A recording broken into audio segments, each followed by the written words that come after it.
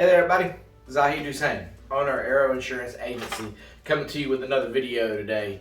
Today we're going to discuss home insurance and the different components of home insurance. So home insurance is required for home closings, and so we get a lot of questions from our clients whenever they go into a home closing. If it's their first time home purchasing, of different questions, and they always make the comment of, I've never done this before, I don't really know what I'm looking for, and different things of that nature. So we just want to do a quick video for you here, Home Insurance 101, just some of the core coverages that you'll see and that are common across most policies here.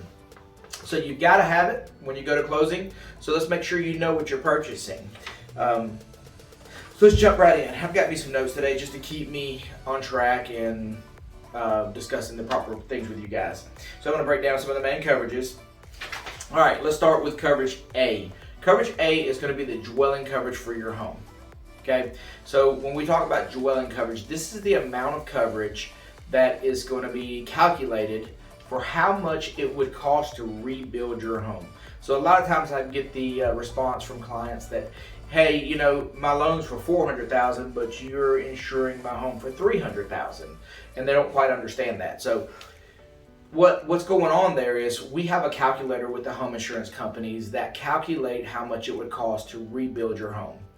And with that calculator, we plug in the square footage of your home, the building material, your roofing material, the number of bathrooms, the grade of the bathroom.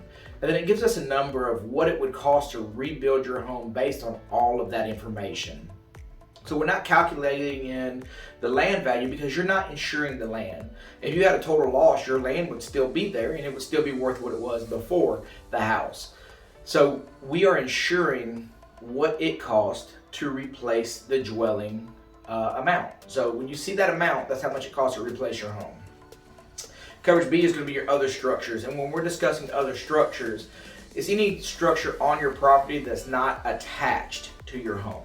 So if you have a storage building, a pavilion, different things, a standalone garage, those are things that are being considered other structures and typically are a percentage of your dwelling amount and can be different from carrier to carrier. So you want to look, you can increase that amount, you can lower that amount.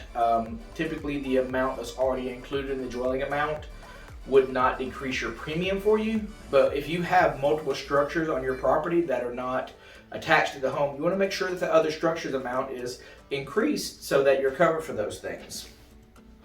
Coverage C under policies is going to be your personal property coverage. Personal property is referring to the things in your home, your furniture, your TVs, your clothing. So that amount is going to insure you for those. And you can have two different options under home policies. You can have what's abbreviated as ACV, which means actual cash value, and you'll have RC, which is replacement cost. We always opt for the replacement cost, or that's our agency standard and what we try to insure people for. And you know, obviously the client wants to go a different way, we can. But what it breaks down to is if you have an ACV policy and your TV's 10 years old, when you have a loss, the adjuster's going to come in and depreciate that item for 10 years worth of use. And you're not going to get what it would cost to replace it today. With replacement cost, they're going to give you what the price is to replace that, the equivalent of that item today. And when you're talking about personal property, there's limits on jewelry typically. There's limits on firearms, coins, collectibles. So you want to have that discussion with your agent. If you have those other things that are considered high value items, typically you're going to schedule those onto your policy to make sure that they're covered. We're going to move on to coverage D, loss of use.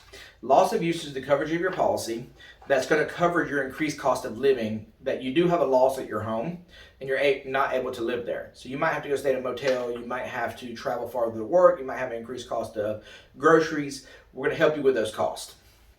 So you want to make sure you have loss of use on your policy, because if you are at a loss, you want to make sure that you're not coming out of pocket more than you normally would have had to if you were still in your home.